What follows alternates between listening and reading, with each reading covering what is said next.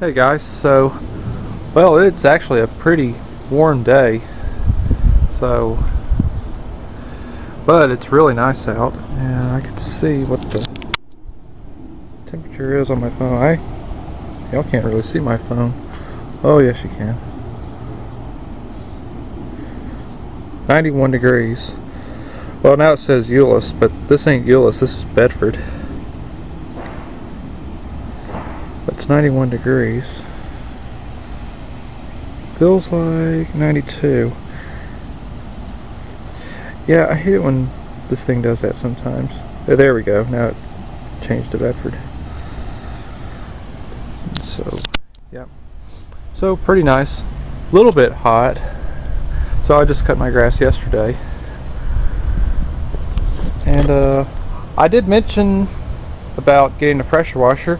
Well, guess what? I finally got one. And this is what I chose. I was kind of going between this one and the Homelight 2700. So I decided to choose the Ryobi 3100 PSI and 2.5 GPM. GPM means gallons per minute. 5-in-1 nozzle. So this is the specific reason on why I decided to choose this one over the Homelight, is because on the spray gun, it's here on the nozzle, you could switch it over, which is real nice. And it's got the Honda overhead cam engine. This one here is the GCB 190, unlike on the Craftsman mower where it has the GCB 160 engine. So I think this one probably has maybe, I don't know what its horsepower range is. I'm going to assume probably maybe 1 horsepower more than the GCB 160. So probably produces about probably 6.5 horsepower. So yeah. Here's your soap tank. That's where you put in your soap, and use a soap that is specifically made for pressure washers, which I don't have any with me right now. I just bought this morning, and so yep. And the model number on the pressure washer, which it has it right here on the box, it's a RY80940A. That's what it is.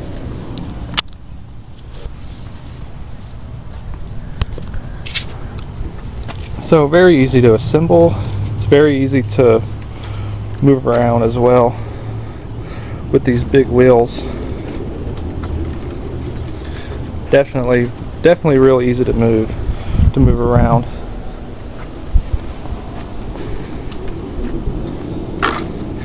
Also, one nice thing with the hoses here, it's got this nice little bungee cord to help keep the hoses right on. Makes it really easy.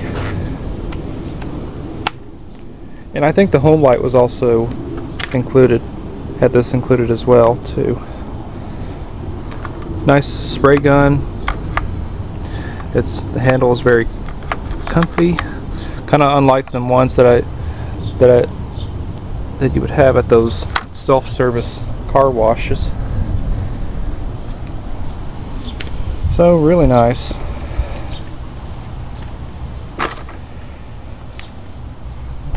And so here's your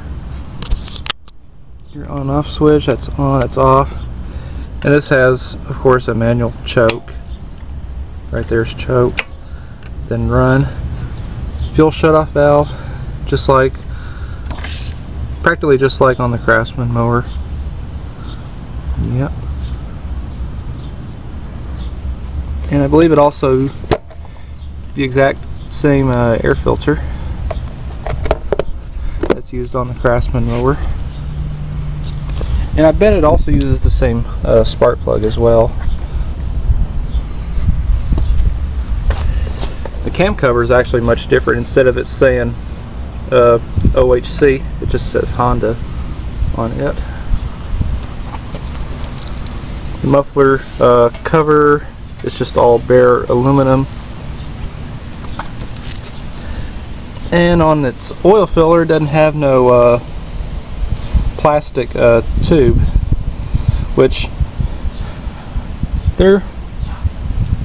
I kind of would prefer it though, because actually it is kind of a tight spot right here to refill up the engine with oil. I've already have put oil in the engine. I just haven't yet put gas in it yet. And so I will do that here in a little bit, put gas in it and connect the hoses onto it, and we'll start it up here. And here's the, oh sorry about that, my camera was in macro all this time. The date on it says it was built in August 15th of 2013. And so yeah, has a much different gas cap too than like on our Craftsman mower. On this one, it actually just stays right on there, and as you can see, there's no gas in it.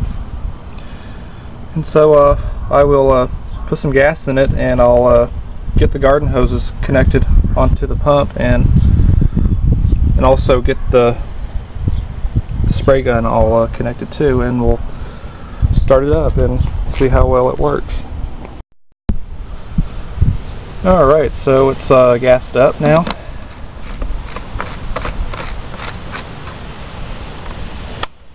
Oh yeah, that's one nice thing about these, to know that the cap is on tight. Did a clicking noise, which that's nice about on these new Honda caps. And just my luck, I am completely out of straight gas, so I'll need to get me some more. Oh, I also forgot to mention one feature about this pressure washer. The reason why I chose this one over the the home light. It says here idle down.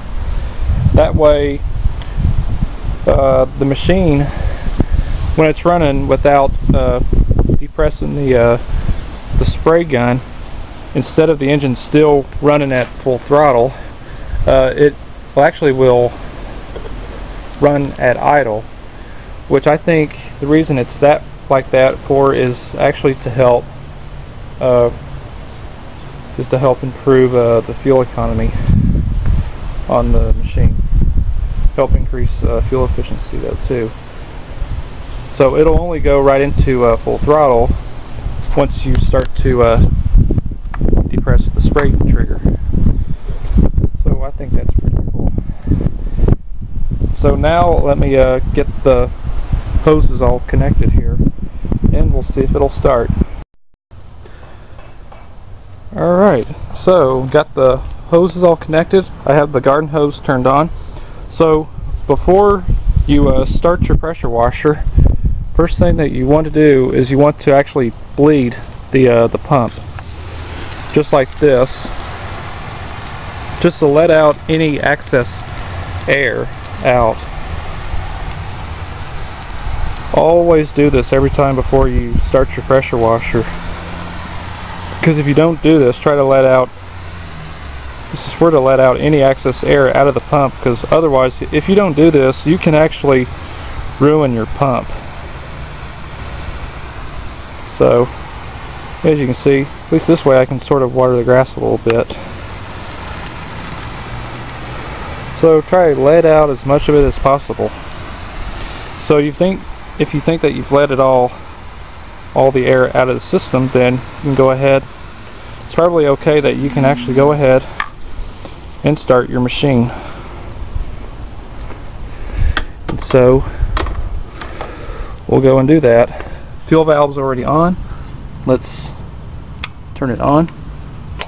It's on choke. I'll set the camera down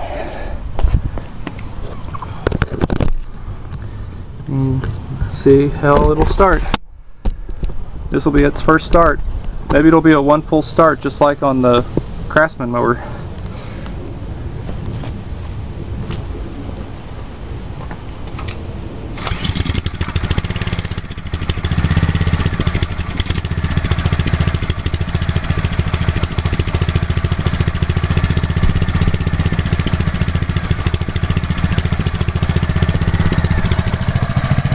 Oh yeah, pretty quiet. See, like I said, with that idle down, the engine's running at idle.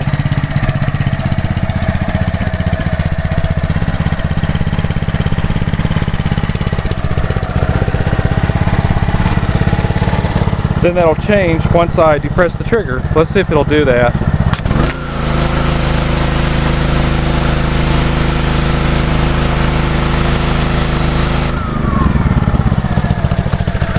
Yep, pretty cool.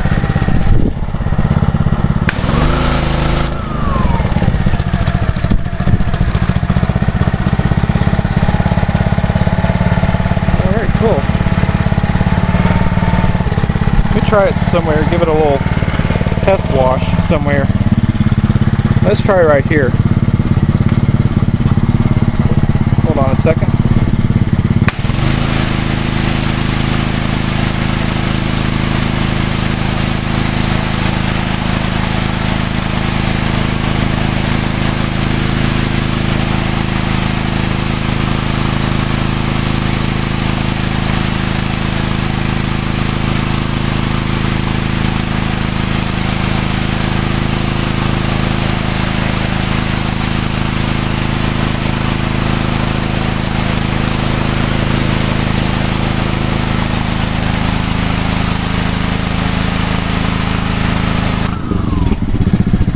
Oh, pretty cool.